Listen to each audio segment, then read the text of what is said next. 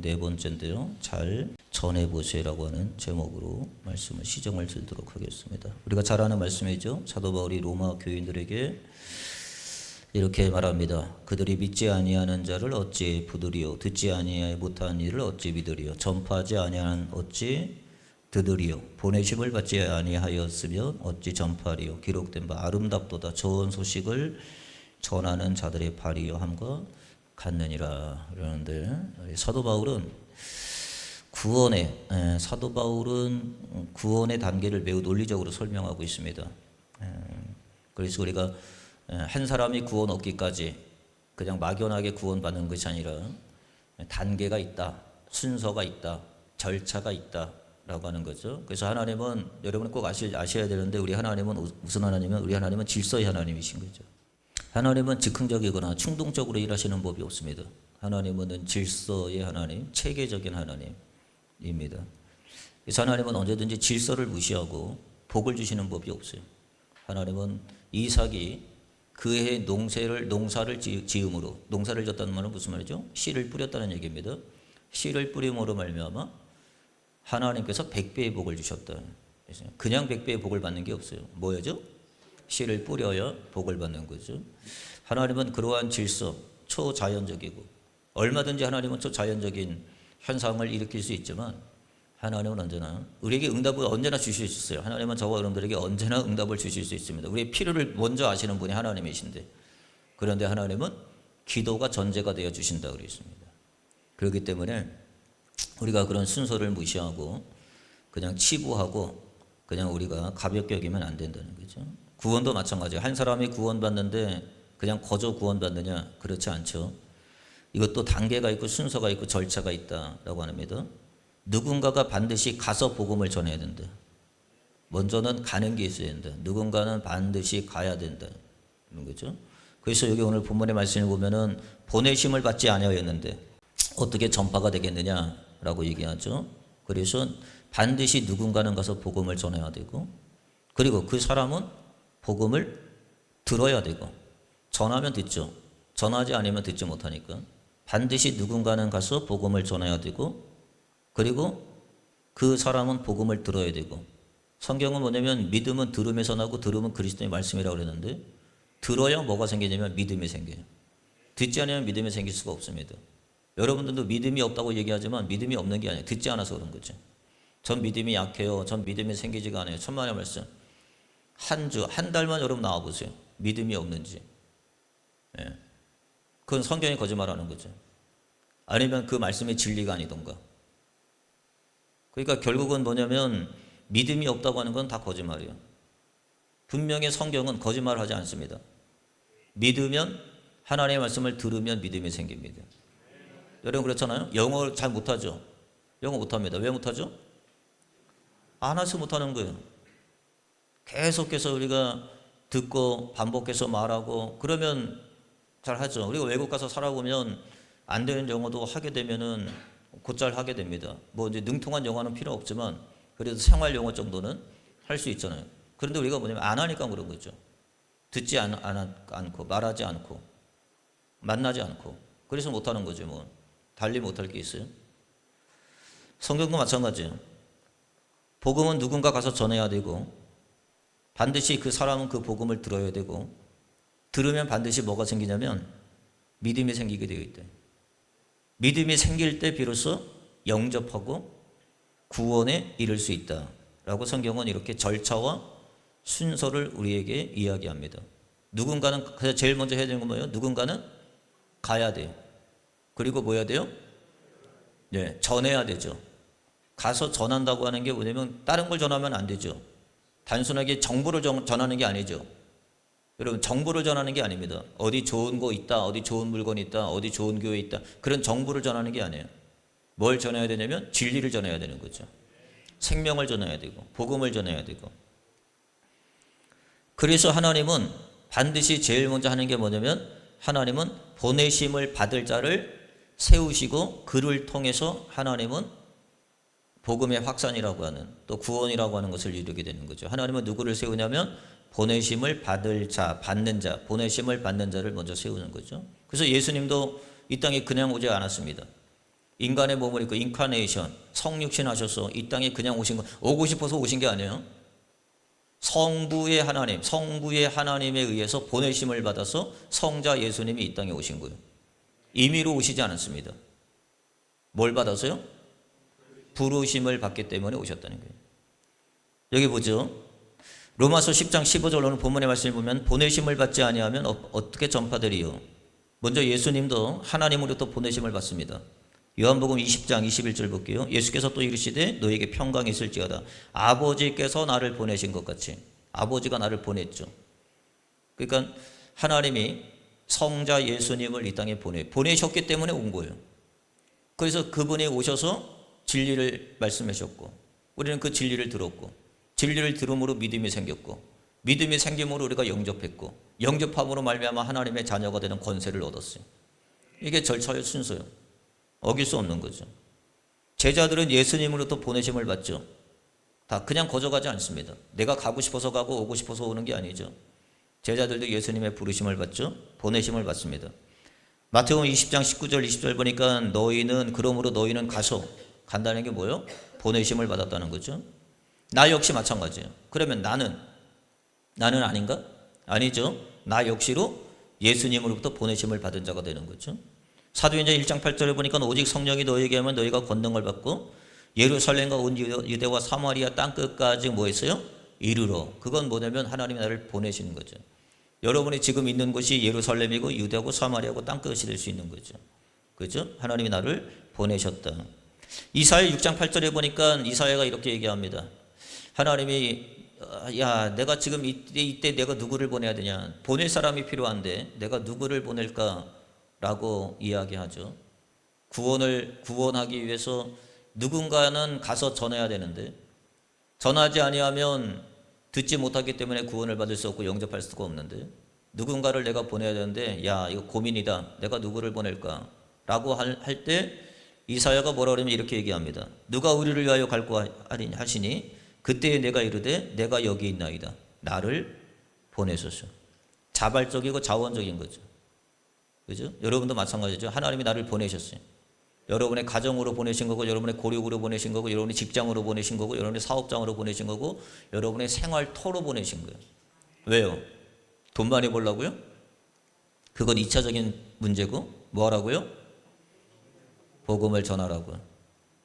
만약에 내가 믿지 아니하는 집안에 시집을 갔다든지 내가 믿지 아니하는 집안에 장가를 갔어요. 뭐 그렇게 갈 수 있겠죠. 믿는 집에 가면 더 좋겠지만 또 믿지 않은 집안에 갈 수도 있어요. 하나님이 왜 보내셨을까요?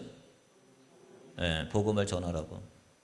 구원하기 위해서 하나님이 나를 보내셨다. 꼭 멀리 나가야 선교사가 아니라 여러분의 가정부터가 선교사입니다. 여러분. 거기서부터 여러분의 복음을 전하는 자고 복음을 들려주고 전해주고 흘려주는 보내심을 받은 내가 누구냐? 오늘 어디 가요? 내가 오늘 어디 갈까? 궁리하고 연구하고 또 내가 심중에 마음에 생각해요. 여러분이 가는 곳마다 어디예요? 보내심을 받은 곳입니다. 아시겠어요? 보내심을 받은 곳이에요. 뭐 하라고요? 복음을 전하라고. 왜 우리가 가서 복음을 전해야 하는가? 보세요. 그럼 왜 우리가 가서 복음을 전해야 되는가? 라고 하는 거죠. 제일 먼저는 뭐냐면 사람은 자발적으로 와서 복음을 듣지 않습니다. 그래서 우리가 가야 되는 거예요. 사람은 자발적으로 와서 복음을 듣지 않아요. 사람이 강팍하기 때문에. 복음이 필요 없게 여기는. 복음이 무슨 소용이 있겠어요? 네? 지금 여러분이 가지고 있는 문제 하나가 더 해결되기를 원하는 거지 여러분이 복음이 무슨 소용이 있어요? 복음이. 이따 말씀드리겠지만. 그래서 사람들은 절대 뭐냐면 스스로 와서 복음을 듣지 않아요. 그래서 하나님은 우리를 향하여 뭐예요? 가라고 말씀하시는 거예요. 가서 복음을 넘겨주고 전해줘야 그 말씀을 듣고 믿음이 생겨서 그리고 오게 되는 거죠. 그러니까 저와 여러분들이 뭐냐면 그래서 어떤 사람한테 여러분 그냥 오자 그러면 옵니까? 안 오죠? 여러분들이 가서 복음을 전하고 정말 그런 게 있을까? 정말 그럴까? 라고 하는 마음, 의구심을 가지고 또 반신반의해서 또 데리고 오는 사람들도 있고 또 교회에 이렇게 찾아오는 사람도 있는 거죠. 그렇기 때문에 우리가 왜 가서 복음을 전해야 되느냐? 그 말은 무슨 말이냐면 사람들은 와서 자발적으로 와서 복음을 들으려 하지 않는다. 그래서 우리는 뭐예요? 가야 된다. 그래서 예수님이 보내시잖아요. 뭐하러 예수님이 예루살렘과 유대와 사마리아 땅끝까지 보내십니까? 그죠? 오질 않는단 말이에요. 그러니까 가야 돼. 하나님이 여러분들을 보내시는 거예요. 두 번째는 뭐냐면 하나님은 사람을 통해서 복음을 전하기를 원하시는 거예요. 하나님의 방법이 있어요. 하나님의 방법이 있죠. 하나님은 전도라고 하는 방법을 통해서, 증언이라고 하는 방법, 증거라고 하는 방법을 통해서 하나님은 복음을 듣게 하시는 거죠.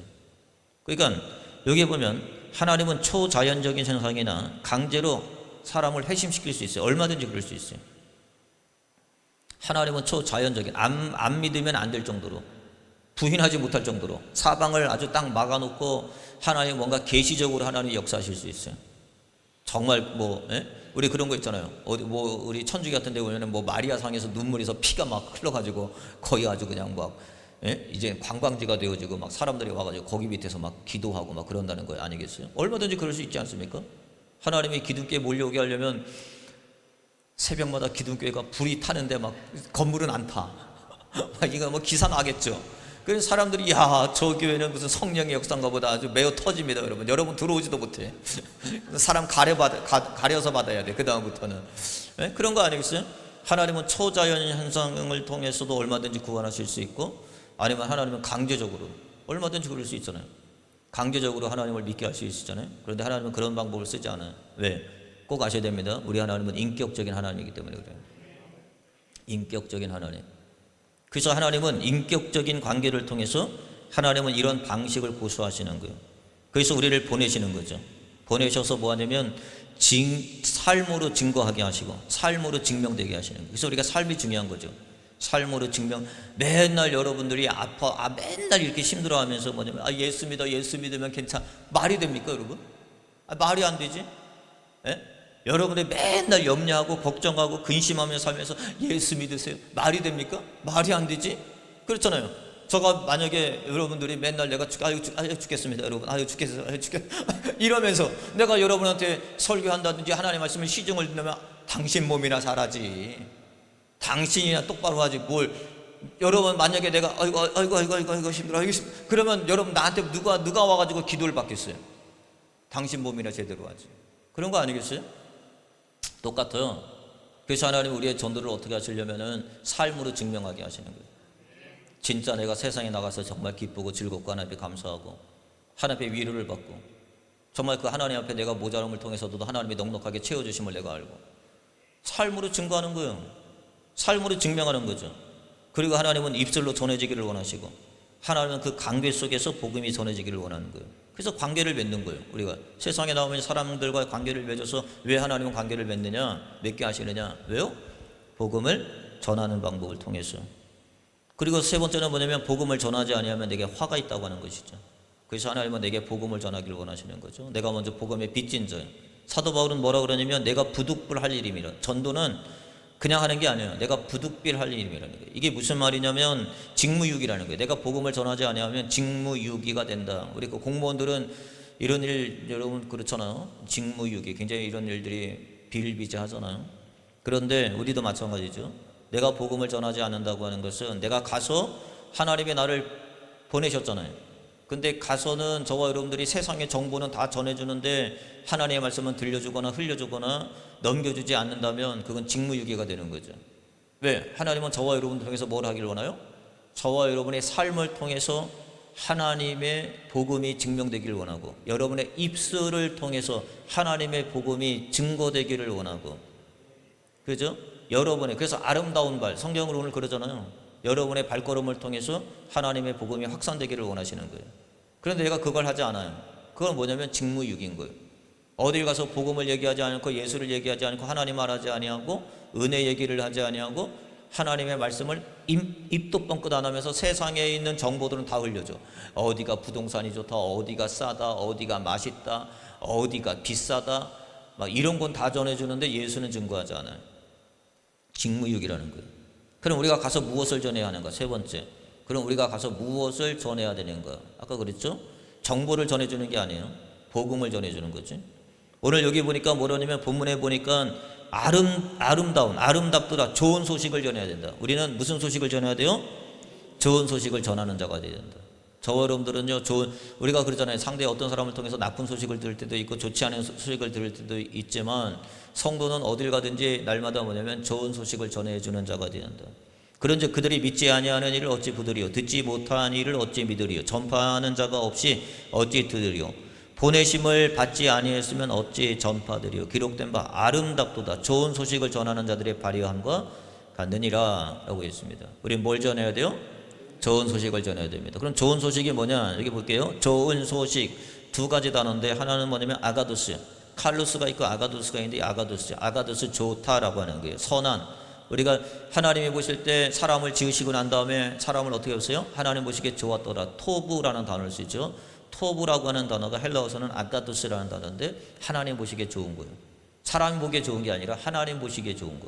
사람이 볼 때 좋은 거 있죠? 하나님 보시기에 좋을 때 있어요? 우리가 지난 새벽에 부자 얘기했습니다. 어리석은 부자 얘기했는데 세상 사람들은 그걸 부자라고 얘기했습니다. 근데 하나님 보실 때는 뭐였어요? 어리석은 자, 멍충이요, 바보요, 정말 자기 앞가림도 못하는 그런 자라고 주님은 말씀하시는 거죠. 여기서 말하는 건 좋은이라고 하는 것은 아가도스라고 하는 말이고, 소식이라고 하는 말은 뭐냐면 유앙겔리조라는 동사형을 쓰고 있어요. 이 유앙겔리조라고 하는 게 이게 명사형으로 쓰면은 뭐냐면 유앙겔리온이 됩니다. 이게 복음이라는 말이에요. 복음. 좋은 소식이라는 게 뭐냐면 복음이에요. 복음. 그러니까 복음 외에는 좋은 소식이 없어요. 여러분들이 오늘 순간적으로 뭔가 좋은 일이 있다고 나한테 소식을 전하는데 그게 좋은 일일 수도 있어요. 근데 시간이 지나잖아요. 환경이 바뀌잖아요. 그럼 뭐가 돼요? 나쁜 소식이 될 수가 있는 거죠. 오히려 그것 때문에 예수 등지고 떠나고, 목사님 우리 아이가 학교에 대학에 붙었어요. 하나님 감사합니다. 막 그런단 말이에요. 감사는커녕 붙은 다음에 교회를 안 나와. 예? 예. 목사님 우리 자녀가 그냥 취직이 안 되는데 취직이 돼가지고 얼마나 감사한지. 취직이 됐어요. 취직 안 될 때는 그래도 그렇게 교회를 잘 나와서 하나님 앞에 말씀 앞에 서더니만 취직이 되니까 이제 돈 버느냐고 교회도 안 나와요. 그러니까 지금은 당장은 세상은 어떤 거냐면 지금은 당장은 듣기 좋은 소식이고 여러분들이 좋은 소식이라고 내가 들을 수 있지만 나중에 되면 그게 끝까지 좋은 소식이냐? 그렇지 않을 가능성이 있다는 거예요. 꼭 그렇진 않죠. 좋은 소식이죠. 예. 그런데 성경에서 말하는 좋은 소식은 뭐냐? 진짜 좋은 소식은 뭐냐면 복음이라는 거예요. 복음만이 좋은 소식이다. 마가복음 1장 1절에 보니까 하나님의 아들 예수 그리스도의 복음의 시작이다. 성경은 뭐냐면 기쁜 소식이라는 거예요. 좋은 소식이라는 거예요. 그래서 이 복음이라고 하는 말이 유앙겔리온이라고 하는 말인데 이게 뭐냐면 좋은 소식이다 라고 얘기하는 거예요. 그래서 이 좋은 소식을 영어 성경에는 뭐라고 쓰냐면 The beginning of the gospel이라고 쓴단 말이에요. 가스펠. 우리가 많이 쓰죠. 가스펠이라는 말을 많이 쓰는데 이 좋은 소식이 뭐냐면 가스펠입니다. 가스펠인데 이 가스펠이 어떻게 이루어졌는지 볼게요.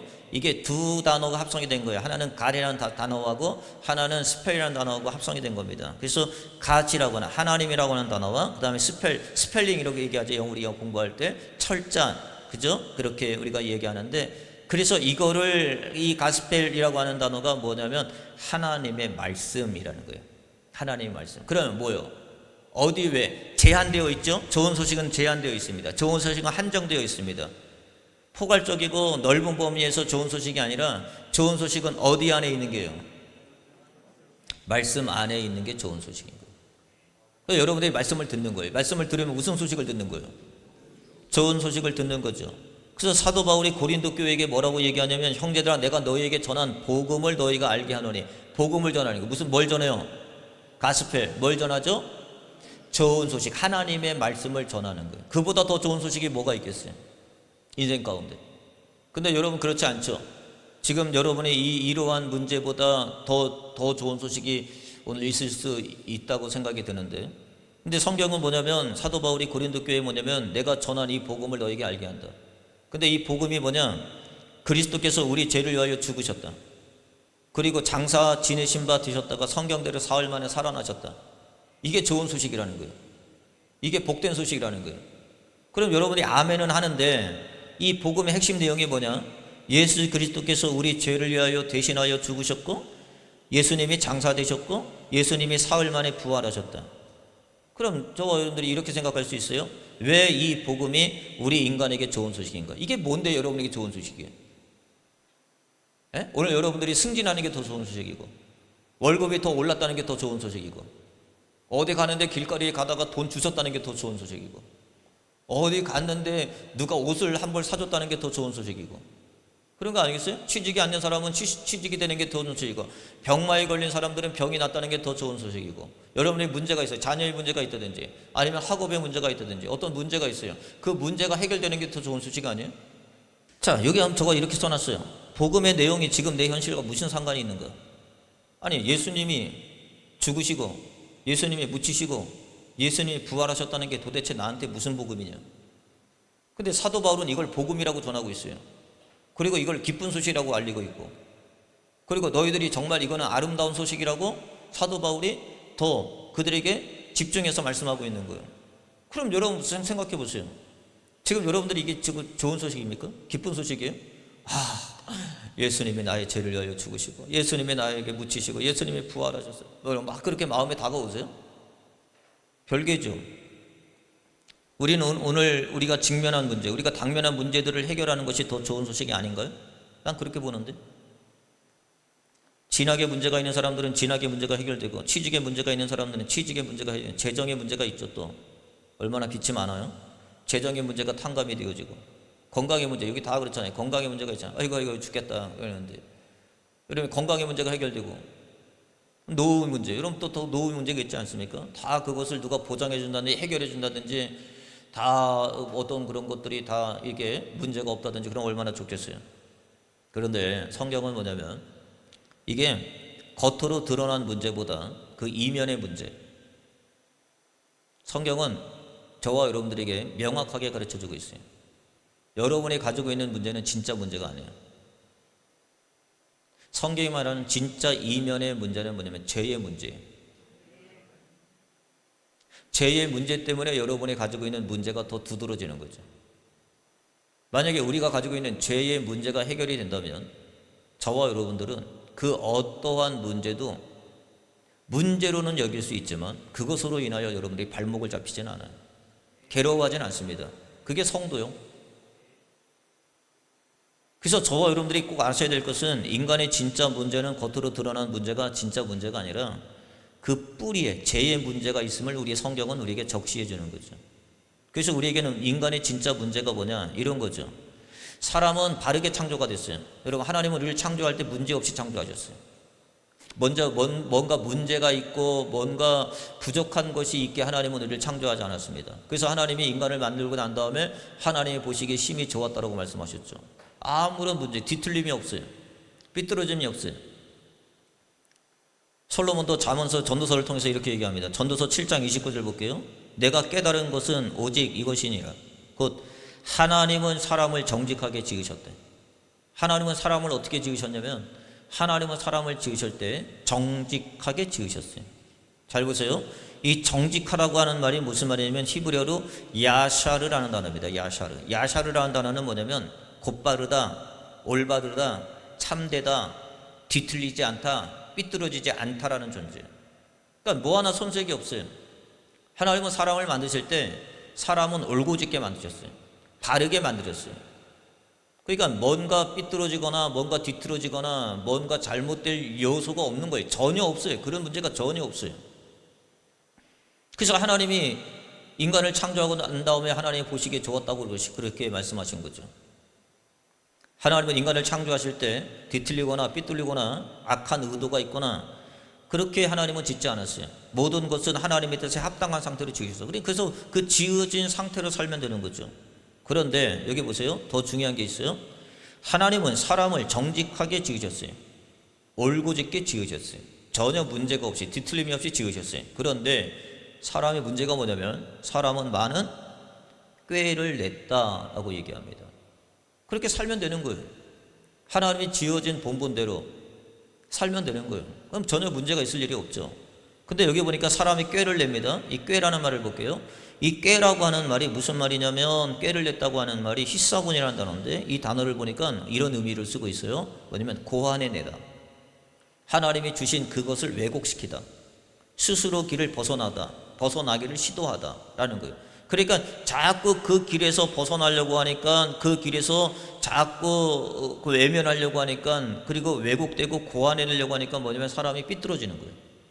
그래서 우리 그러잖아요. 아, 저 사람은 생각이 삐뚤어졌어. 그런 거 있죠. 우리가 얘기하다 보면은, 아, 저 사람은 생각이 삐뚤어졌어. 그런 거 있죠. 원래 하나님이 아담과 하와를 만들 때는 그 생각이 어떻게 해요? 곧바르게 만드셨죠. 하나님과 소통되어지고 관계 속에서 전혀 문제가 없어요. 우리 그런 거 있잖아요. 소통의 문제가 있잖아요. 어떤 사람하고 얘기하면 얘기가 안 돼. 왜 얘기가 안 돼요? 생각이 삐뚤어져 있거든. 마음이 삐뚤어져 있거든. 그러니까 얘기가 안 돼. 대화가 안 돼. 그러니까 중간에 하다가 뭐냐면, 아유, 당신하고 얘기하고 싫다. 그렇게 돼버리는 거예요. 그러니까 원래는 하나님과 어떤 관계였냐면, 인간은 하나님과 소통의 관계였어요. 아까 얘기했잖아요. 하나님은 인격적 관계라고. 서로 주고받는 관계란 말이에요. 그런데 죄로 인하여 그가 뭐 했냐면, 하나님의 말씀을 그대로 인정하기보다는 사람이 자꾸 뭘 해요? 자기 꾀를 내는, 이거보다 이게 더 낫. 여러분 항상 그런 거죠. 이렇게 말씀으로 사는 것보다 이게 더 낫지. 그게 여러분 꾀죠. 하나님은 우리를 뭘로 살게 하셨어요? 말씀으로 살게 하셨고, 기도로 살게 하셨고, 하나님의 말씀에 시정을 들면서 살게 하셨단 말이에요. 그럼 우리가 그렇게 살면 되는 거예요. 주일날 이렇게 나와서 하나님 앞에 예배 드리고, 안식일 지키고, 하나님 앞에 우리의 믿음의 본을 통해서 하나님이 그렇게 살게 하셨단 말이에요. 그런데 우리는 자꾸 꾀를 내죠. 아니야, 이거보다 더 행복한 게 있어. 이거보다 더 바른 게 있어. 이거보다 더 좋은 게 있어. 학생들은 마찬가지예요. 좋은 학교만 취직이 된다면, 좋은 학교만 들어간다면, 좋은 데 취직이 된다면 다 될 것 같죠. 천만의 말씀. 인생이 그런 줄 아세요? 자꾸 자기 꾀를 낸단 말이에요. 자기가 뭐냐면 하나님의 말씀을 왜곡시키고, 자기의 생각을 고안해내고, 그러니까 결국은 뭐냐면 스스로 하나님의 말씀의 길에서 벗어나는 거예요. 그게 뭐예요? 그게 죄입니다, 여러분. 그래서 그 죄를 뭐라 그러냐면 하마르티아라고 그러는 거예요. 따라서 해보세요. 하마르티아. 그래서 그 죄를 하마르티아가 뭐냐면 관약을 맞추지 못하다는 말이에요. 하나님이 지으신 목적이 있어요. 근데 그 지으신 목적으로 살지 않는 거예요. 여러분 삶의 목적이 뭐예요? 돈이 목적이에요? 집이 목적이에요? 뭐가 목적이에요 도대체? 그게 뭔지 아세요? 그 목적의 설정이 잘못된 건 뭐예요? 삐뚤어졌다는 거예요. 뒤틀렸다는 거예요. 나무 하나를 봐도 여러분 보세요. 이 목수가 나무 하나를 쓸 때도 어떻게 쓰냐면 뒤틀린 건 안 써요. 뒤틀린 건 주웠다가도 내버립니다. 근데 우리의 마음이, 우리의 생각이 다 뭐가 있냐면 세상의 욕심으로 인하여 다 뭐냐면 뒤틀려 있는 거지. 하나님은 우리를 정직하게 만드셨는데, 하나님은 우리를 바르게 만드셨는데, 하나님은 우리를 올곧게 만드셨는데, 그런데 자꾸 세상에 살면서 뭐냐면 자기 고안, 자기 인지 왜곡이죠. 자기가 자꾸 이러면 더 행복해질 거야. 그렇게 하면 더 행복해집니까? 이렇게 살면 더 편할 거야. 이렇게 사는 게 더 나을 거야. 라고 여러분들이 나름의 생각을 하는 거예요. 청년들이 많이 있으니까 청년들이 그러는 거예요. 나름의 자기 생각을 갖는단 말이에요. 직장 생활하고 돈 벌고 어느 정도 내가 뭐 모아놓고 막 그러면 쌓아놓으면 그게 뭐 될 거라고 생각하죠. 절대 그렇지 않습니다. 우리가 이런 얘기 많이 하죠. 성성설이냐 성악설이냐. 사람은 태어날 때부터 선하냐 태어날 때부터 악하냐. 이거 두 가지 다 있는 거죠. 성경을 보니까. 맨 처음에는 하나님이 만드실 때는 사람은 어땠어요? 선했죠. 근데 죄를 지음으로 말미암아 뭐 했어요? 악해졌죠. 그 다음에 모든 타락한 인간들은 이제 다 뭐예요? 악해지는 거죠. 뭐 이거 당연한 거예요.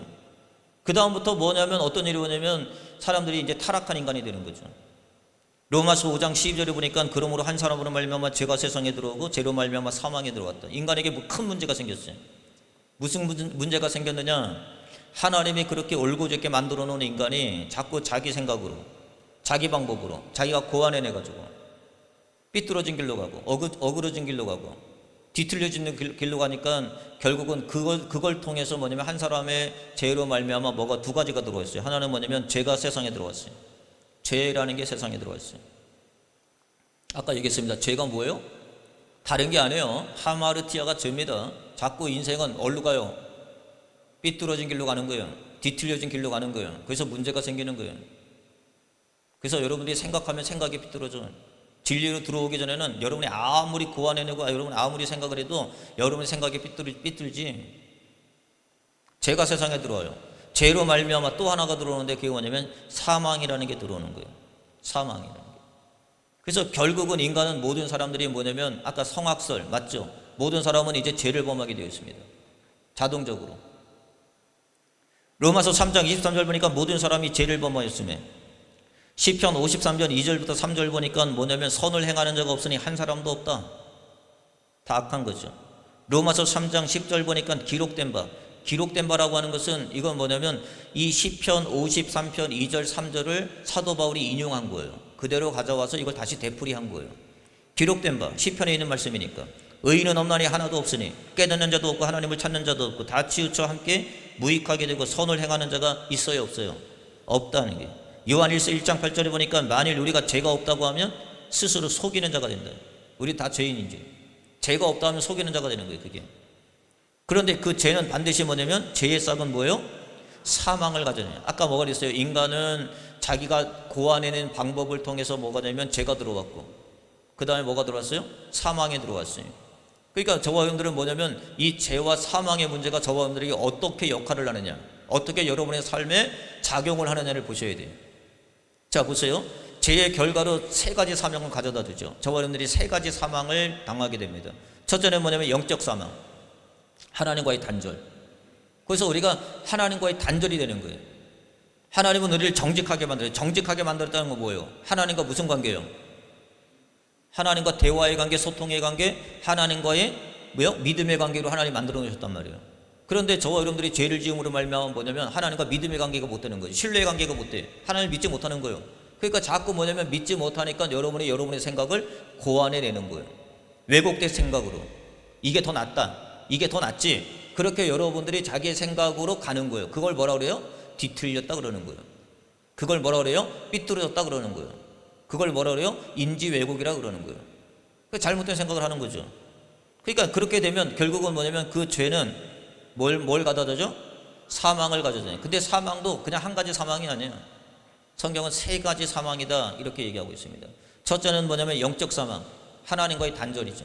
두 번째는 뭐냐면 육적 사망. 우리는 이제 죽을 수 있어요. 흙에 왔으니까 흙으로 돌아갈 수밖에 없어요. 육적 사망. 예. 그런데 나중에 우리가 이제 왜 예수가 왜 이 복음이냐, 이 복음이 왜 중요하느냐, 이 복음을 믿는 자들에게는 어떤 역사가 일어나요? 부활의 역사가 있어요. 생명의 부활이 있어요. 세 번째는 뭐냐면 둘째 사망을 우리에게 주는 게, 이게 제일 무서운 거죠. 둘째 사망. 둘째 사망이라고 하는 것은 지옥의 형벌의 사망이라는 거예요. 성경은 뭐냐면 죄를 졌어요.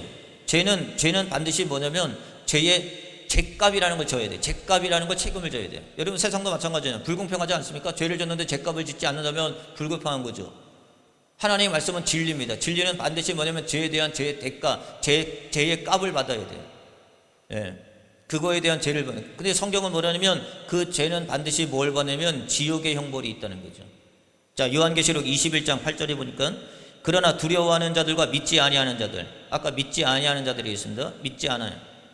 믿지 아니하는 자들과 흉악한 자들과 살인하는 과 음행하는 자들과 점술가들과 우상 숭배자들과 거짓말하는 자들은 불과 유황에 타는 못에 던져지리니 이것이 둘째 사망이라. 뭐가 있다고요?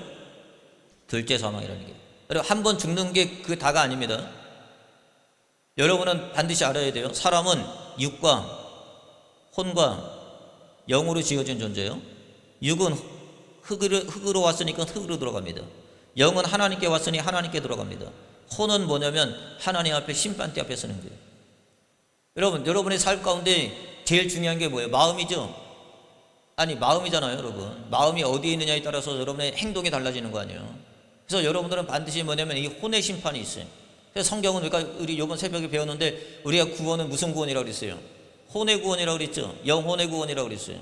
그러니까 하나님이 반드시 저와 여러분들에게 뭐냐면 그렇게 해서 죽는 사람들은 뭐냐면 육신으로 죽죠. 그러니까 저와 여러분들이 하나님과 뒤틀렸어요. 그러면 첫째 뭘로 죽어요? 영적, 하나님과 관계가 끊어져서 죽는 거예요. 아시겠어요? 하나님과 관계가 끊어진 것 자체가 죽는 거예요. 그건 죽은 거예요. 사람이 한 번 죽는 것으로 끝나잖아요. 한 번 죽는 것은 정해진 것이고 그 다음에 뭐가 있다고 그랬어요? 심판이 있다고 그랬어요. 심판을 통해서 하나님의 뒤틀려져 있는 상태에서 하나님과 단절된 상태에서는 어떤 관계냐면 둘째 사망에 빠질 수밖에 없습니다. 근데 여기는 성경을 뭐라 그러냐면 요한계시록 20장 14절 볼게요. 사망과 음부도 불못에 던지리니 이것이 둘째 사망이라. 제가 성경을 통해서 둘째 사망의 실체를 볼게요. 이건 실체 여러분. 이거는 공상이 아니에요. 실체입니다. 사람이 죽으면 반드시 하나님을, 예수님을 믿지 아니하고 하나님과 관계가 떨어진 상태에서 죽으면 어떻게 되냐면, 성경은 몇 가지로 우리에게 얘기하고 있습니다. 둘째 사망의 실체가 뭐냐, 여기 보니까 거기는 밤낮 괴로움을 받는 곳이다 라고 얘기합니다. 요한계시록 20장 10절 말씀 볼게요. 또 그들은 미혹하는 마귀와 불과 유황의 못에 던지려니 거기는 그 짐승과 거짓 선지자도 있어 세세토록 밤낮 괴로움을 받느니라. 거기는 어떤 곳이냐면 밤낮 괴로움을 받는 곳입니다. 그건 무슨 말이냐면 의식이 있다는 거예요. 뭐가 있어요? 의식이 없으면 상관없어요. 여러분, 죽으면 편하지 않습니까? 우리 그런 얘기 하죠. 아유, 지금 죽으면 편하겠네. 그런 얘기 하죠. 해보죠. 우리 학생들도 하잖아. 학생들도 이렇게 너무나 시험이 힘들어가지고 이렇게 죽어버리면 좋겠네, 막 이런 생각하잖아요. 죽는다고 끝이 아니라니까. 죽는다고 끝이 아니에요, 여러분. 죽음 이후에는 반드시 뭐가 있다고요? 둘째 사망이 있다고, 여러분. 근데 거기는 뭐냐면 의식이 없는 게 아니에요. 다 의식이 있어요. 아픔을 느낍니다. 괴로움을 느낍니다. 만약에 지옥이 의식이 없고 고통을 느끼지 못한다면 그게 무슨 지옥이겠어요? 그럼 난 예수 안 믿지. 그럼 교회 다닐 이유가 없어요. 그냥 내 마음대로 살다가 그냥 죽으면 그만이지. 이 세상 지금 죽어도 뭐 족한데 그냥 죽으면 그만이지. 무슨 소용이 있겠어요? 그런데 안 되지. 왜요? 하나님의 나라가 있고 지옥이 있으니까. 성경은 뭐라고 얘기하냐면 그 둘째 사망의 실체를 불과 유황의 못에 던져서 밤낮 괴로움을 받는 곳이라고 얘기합니다. 의식이 있는, 고통이 지속되는 곳이에요. 두 번째는 뭐냐면 거기는 마귀와 그 사자들이 사는 곳이라고 그랬어요. 여러분, 그렇지 않습니까? 우리가 어디 여행을 가도 편한 사람하고 여행 가고, 식사를 해도 편한 사람하고 식사를 해야 소화가 잘 되고 영양이 되고 좋아요. 아주 가시방석에서 같이 밥을 먹으면 그것처럼 곤욕이 어디 있어요? 예? 그것처럼 곤욕이 어디 있냐고요. 같은 사람, 내가 마음이 안 맞는 사람하고 같이 여행 가서 그렇게 하면서 얼마나 불편해. 불편하죠? 불편하죠. 근데 여러분의 마지막에 여러분이 마귀와 그의 사자들과 함께 산다면 여러분 어떻겠어요? 여러분이 마지막에 내가 어디서 살아야 되냐면 마귀와 함께 산다면 거기가 좋겠어요? 하나님과 함께 살아야지. 아멘? 그렇지 않아요, 여러분? 지금 여러분이 인생 살다가 여러분 주변에 사람이 있어요. 여러분의 고륙이 있어요. 여러분의 가족이 있어요. 여러분의 친지가 있어요. 여러분이 가지고 있는 친구, 형제가 있어요. 근데 그 형제가 죽으면 죽음으로 끝난 게 아니잖아요. 이제 어디서 살 때가 결정이 나는 거잖아요. 근데 그분이, 사랑하는 그분이 마귀와 살면 되겠어요? 하나님과 살아야지. 저 천국에서 영생 복락을 누리며 살아야지. 그렇지 않아요? 근데 그 둘째 사망은 어떤 곳이냐? 마귀가 사는 곳이래. 마귀가 사는 곳. 세 번째, 거기는 수치를 당하면 영원한 부끄러움이 있는 곳이에요. 매일 수치를 당해. 매일 부끄러움. 하나님의 은혜는요, 뭐가 있냐면 수치를 덮어줘. 그 하나님의 나라가 그래서 좋은 거예요. 수치를 덮어줘요. 근데 여기는 수치를 당하며 부끄러움이 있는 곳이라고 다니엘서 12장 2절에 얘기합니다. 또 하나, 거기는 뭐냐면 벌레가 죽지 아니하고 구더기가 죽지 아니하고 불이 꺼리지 아니하는 것이 실체적으로 영원한 형벌이 있는 곳이라고 우리 얘기합니다.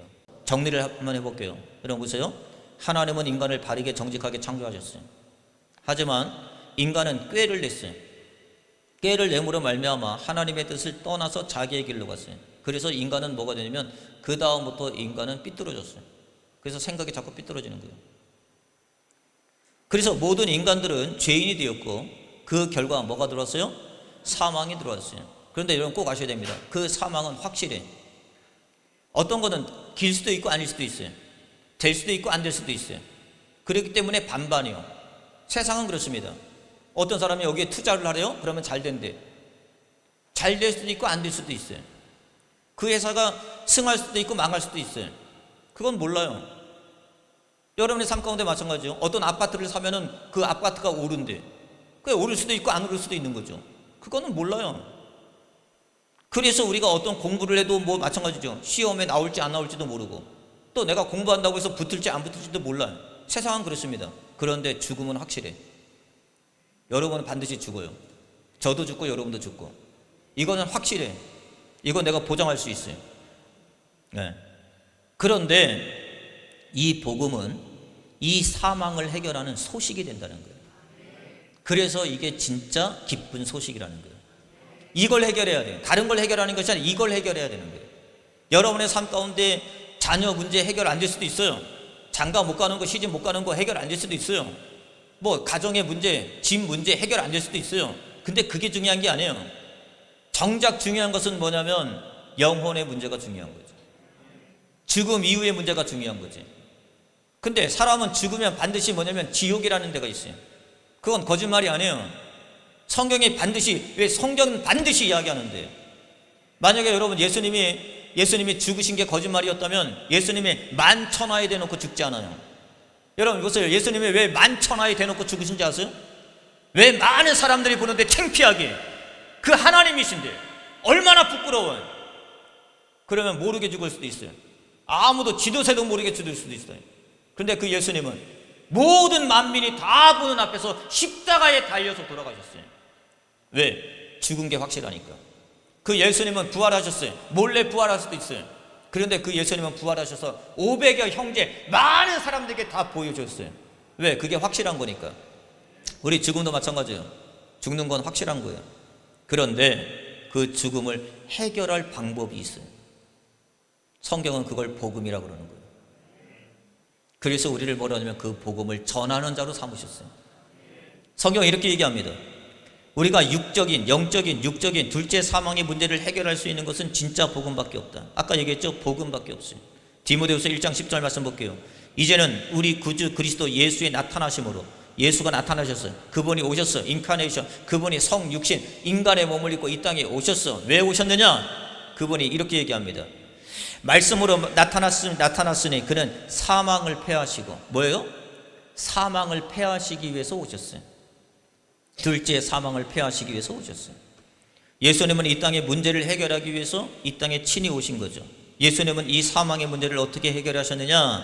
오늘 고린도전서 15장 3절에 보니까 이렇게 되겠습니다. 내가 받은 것을 먼저 너에게 전하노니 이는 성경대로 그리스도께서 우리 죄를 위하여 죽으시고 장사되신 바 성경대로 사흘 만에 살아나셨다 라고 고백하시고, 히브리서 2장 14절 15절 볼게요. 자녀들아 혈과 육, 살과 피에 속하였으니 그도, 예수님도 같은 모양으로 혈과 육을 함께 지니심은, 글쎄요, 그분의 뭘 통해서요?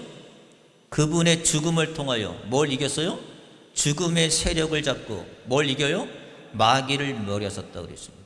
자, 두 가지 잘 보세요. 하나는 뭐냐면 마귀는 어떤 존재냐면 죄를 이용해 가지고 사람을 정죄하고 사망으로 묶어놓고 지배하려는 존재입니다. 그러니까 마귀는 어떤 존재냐면, 마귀는 죄를 이용해서 그 죄로 말미암아 사람을 정죄. 우리 그런 거죠. 어떤 사람이 참 못된 사람이 있어요. 잘못한 거 이렇게 뭐 비디오도 찍은 다음에 뭐 이렇게 캠코더 찍은 다음에 그걸 이용해 가지고, 우리 연예인들 보면 그런 거 많이 하잖아요. 그죠? 뒤로 해 가지고 막 그걸 가지고 이거 유포하겠다, 이거 다 폭탄 터뜨리겠다고 하면서 뒤에서 3억 5억 막 갈취해가지고 문제가, 요번에도 그런 문제가 있잖아요.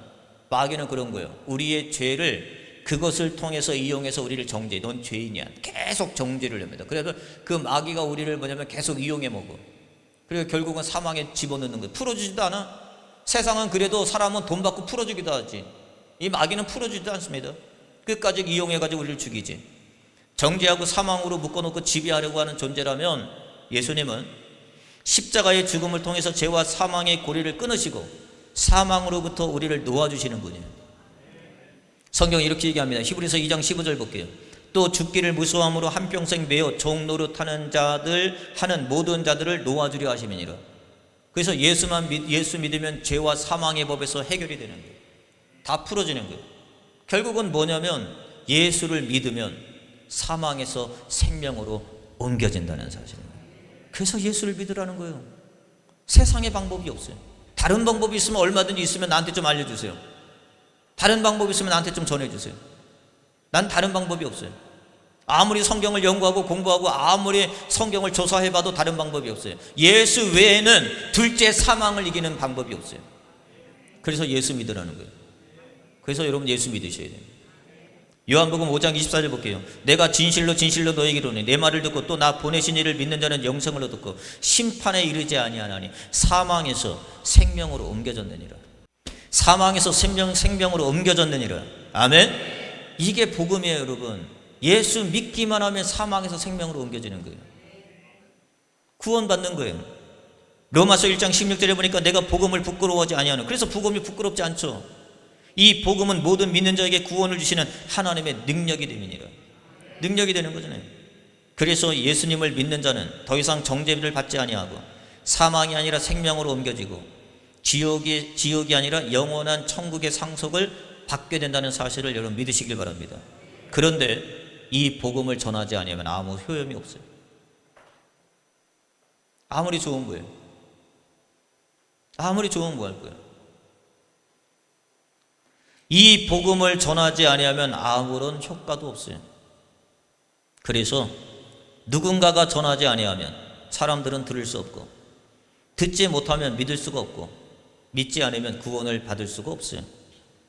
그래서 하나님은 누군가가 반드시 전해야 하며 그 사람이 바로 나임을 오늘 성경을 통해서 말씀해 주시는 거죠. 내가 전해야 돼. 다른 사람이 전해주지 않아요.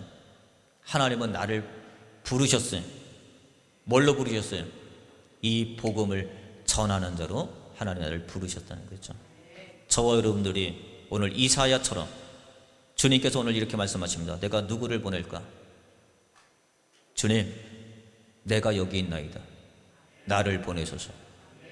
저와 여러분들이 그 사역을 잘 감당하고 부득불할 일입니다. 이건 부득불할 일이란 말이에요. 꼭 해야 될 일입니다. 이 일을 힘쓰는 저와 여러분 되시기를 주의 이름으로 축원드립니다. 기도하겠습니다.